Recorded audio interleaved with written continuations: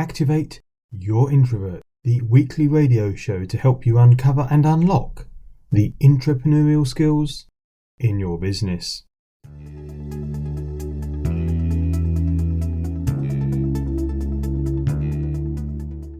In this week's show, Introvert Myth of the Week. Introverts don't like hugging. Tip of the week, we start to look at the return to normal. And a discussion with David O'Byrne. David is a copywriter and marketing consultant with a strong view on overselling guru marketing agencies. Just before speaking to David, the big news this week is hugging and holidays. You can now hug people and travel abroad, and tonight I might even sit in the pub, but more of that later. With this return to normality, don't be tempted to think that you need to motivate your team. You can't motivate somebody else. And as that upsets some people, I'll say it again. You can't motivate somebody else, because motivation is internal. It grows from personal responsibility and desire. However motivated you are, your motivation doesn't just pass to somebody else, especially if you're all extroverted about it, talking to a quiet introvert.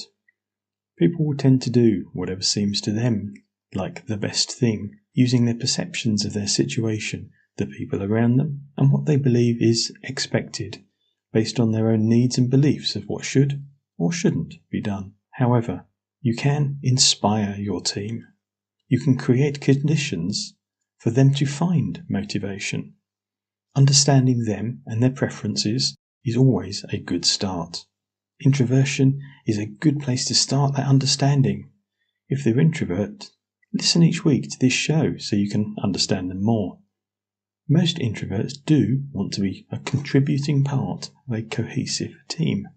Some people like to see things as puzzles to be solved.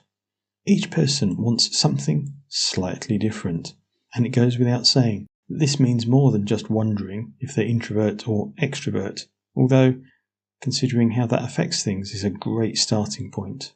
But might you be applying motivation killers? Too much people time.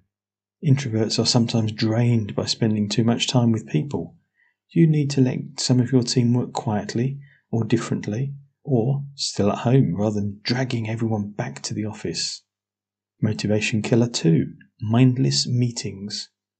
Some years ago, just when I was all fired up and tackling things, I'd be asked, in inverted commas, at the last moment to attend a meeting. Motivation murdered.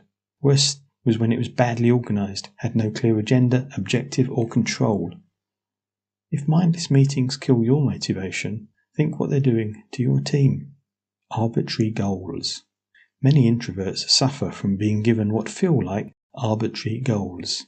Chasing after something that doesn't mean anything to you won't help you, so it won't help them. Can you help them find something more meaningful? To structure or not to structure. Most introverts prefer to work in a structured way on structured problems. If you're giving very unstructured work, you may not be helping their ability to be motivated. Define the objectives clearly and precisely. How do you motivate your team? And do you do it differently for introverts and extroverts? I would be very happy to have a chat about any of these ideas. Drop me an email. Meanwhile, I'm planning lots of UK-based diving for the rest of this year, rather than planning to travel abroad, as that still sounds chaotic.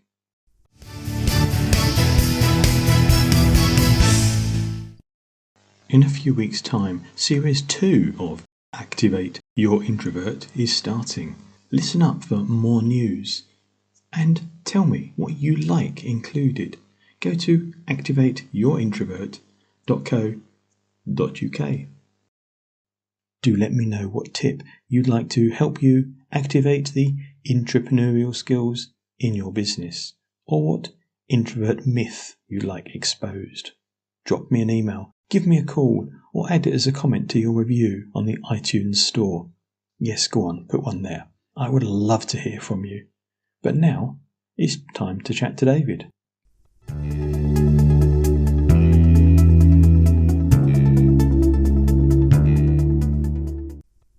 Welcome, David. Welcome, John. Well, thank you, John, for welcoming me. It's brilliant to actually finally get to chat properly. Before we get into marketing agencies and some of the overselling stuff that they do, which I suspect comes from an extrovert bias that they have, before we get into that, are you an introvert or an extrovert? I'm definitely an introvert by nature. And I know that because when I started work many years ago, I was the one who was always the quiet one in meetings and did my following up or my contributions to the meetings quite often in memos afterwards, giving all my suggestions because I didn't have the confidence, probably because I was younger, but didn't have the confidence to join in with people I thought were much brighter than me at the time. So, but I'm definitely an introvert in that way. And naturally a shy person, but I know those two things aren't always the same thing. No, it's interesting, isn't it? Because a lot of people mix up the confidence and the shyness and the introversion. But as you say, I don't think they're the same. Although I can absolutely see why one can easily lead to another one. And as you said, as the quieter person in those meetings, you don't necessarily want to jump forth and make a noise and follow up. Well, I was going to say that, funny enough, I did have lots of ideas. It was just in the early part, I didn't really know how to express them, but getting them down in writing did help, probably helped me from getting fired a few times because they realized I did have something I could contribute. I just wasn't contributing it in the meetings, but I got better over time. Well, I think that's one of the interesting things about many meetings. And when I wrote the book about meetings, I suddenly realized that the big way to include introverts more effectively is to stop every now and again and ask some of the questions of the group without letting them speak. Make everybody write something down Yeah. because then everyone can shine. Anyway, we're here much more to talk about marketing and your experience as a copywriter and marketing consultant. Your website, Quietly Good, which seems like a very odd name for a marketing agency. What's behind that? Well, it probably is a bit of an odd name in that it could be taken the wrong way, but it's not about smugness in terms of saying we are, very good and we're, very smug about it. It actually is an active piece of positioning against very loud, large, promising agencies that I've often dealt with myself when I've been on the client side who make big promises, use guru speak, and they don't really advise their clients as they should do. And really, I guess it's because they don't have their clients' interests at heart. So many of the clients I work with, that's what they tell me their experience has been, which is how come they've come to work with us, is that they just don't feel they're being made lots of promises, but those promises aren't always fulfilled. So that's how we came up with the name. So, if I'm a business owner or if I'm leading a big department in a larger business, what kind of things do I stop myself from falling into this guru trap? Because I guess we all do it. The more people shout, the more everybody shouts. Well, that's the big thing shouting is not always the right thing because especially if you have to write copy, and most people in any kind of communication, whether there's a TV ad or whether there's a magazine ad, some copy has been written at some point. A script has been written for the TV ad, or there is copy for the advertisement. You have to not shout at the person that you want to market to or sell your product to. You have to show what's in it for them. So it's a much deeper form of marketing if you're going to be successful at it. And I think a lot of those shouty type agencies, they kind of blind you with science, but they're at one level. They've not gone deep enough. And if you're a business owner, your results and your sales and your clients matter deeply to you. So you want to work with a partner who feels the same way that you do. Mm. And yeah, I'd say that's probably the real center of it, particularly if you're a small business. It's very, very So important. why then has marketing, if I can put it like this, it's almost as the marketing profession is extroverted. It is, but I think you're Why? encouraged to be that way because of social media over the past few years. That's really been an extrovert's kind of medium, particularly when you see people who you can see the different fashions. So one week we'll have people, not one week, it was for a few months, people were talking in their cars. They would film their Instagram or their Twitter posts within their car for Oh some yeah, I reason. remember that. Yeah. And that always puzzled me. And again, a lot of what they were talking about it really didn't mean a lot if you were the person at the other end. But it was more about self promotion, which you have to do, but it wasn't really deep. There was no substance behind a lot of this kind of stuff. And so social media encourages you to really always be talking, when actually it's a good thing sometimes not to talk, and to listen and to weigh things up. Going back to those meetings, perhaps. So where then is the boundary between self-promotion, which I guess we all have to do, and perhaps introverts need to do a little bit more of by their nature, and over-promotion, or whatever term you might apply to it, the shouty stuff? I think in anything, it's the same with an introvert in their job. It's really saying, we do this. That's all we do. We do this. Whatever this is, you have to be very good at doing this. So it's not trying to be all things to all people, which a lot of the time you see that in social media. It's really boiling something down so that you can go deep at whatever you really are, whatever this is for you. It's about depth of expertise rather than trying to be all things to all people. And that's quite a hard thing to do in the social media. People have this FOMO, the fear of missing out. Well, it's the same. They have this fear of not being qualified to do something for you. That makes quite a bit of sense. So as we come towards the end of our session, unfortunately, I always ask my guests for a couple of tips, one of which is for an introvert, perhaps considering promoting themselves, and the other is for a non-introvert, perhaps they're managing introverts.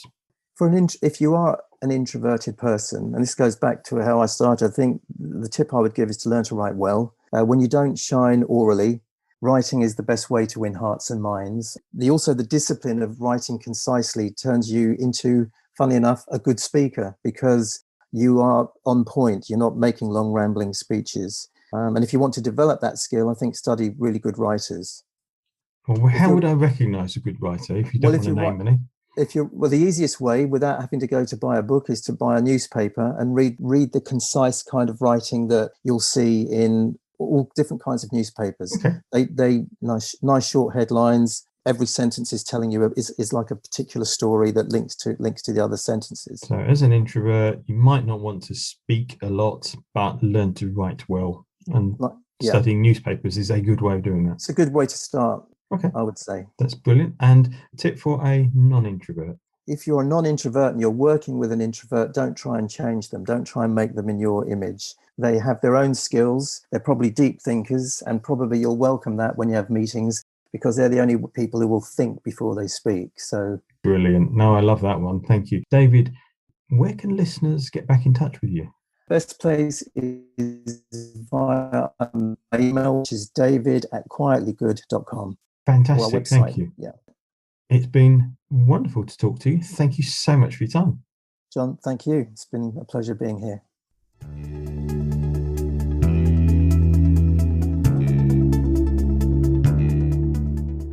And now it's time for Introvert Myth of the Week. Those crazy stories that I hear and you hear that some people actually believe.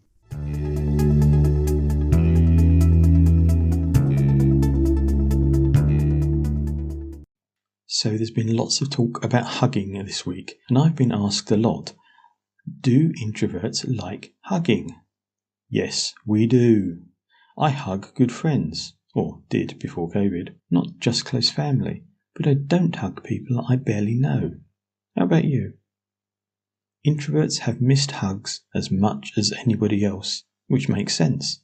Introverts tend to have fewer, closer friends. I started a few polls on Monday. Just over half the respondents hug loved ones and close friends.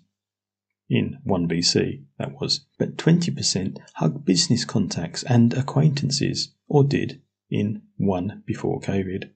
There's nothing wrong with this at all, until you think about those who may be less tactile. You may mean your hug as a warm greeting, but the person being hugged may see it very differently. It could be perceived as degrading, hostile, or even as an attempted sexual advance. I think that might be a story for another day, but at least you know that some introverts hug, so hugging is not an introvert myth. Thanks for listening to Activate Your Introvert, and I hope you enjoyed this week's show. Please add your review to the iTunes store, it will mean a lot. Enjoy being introversial, and I'll catch up with you next week.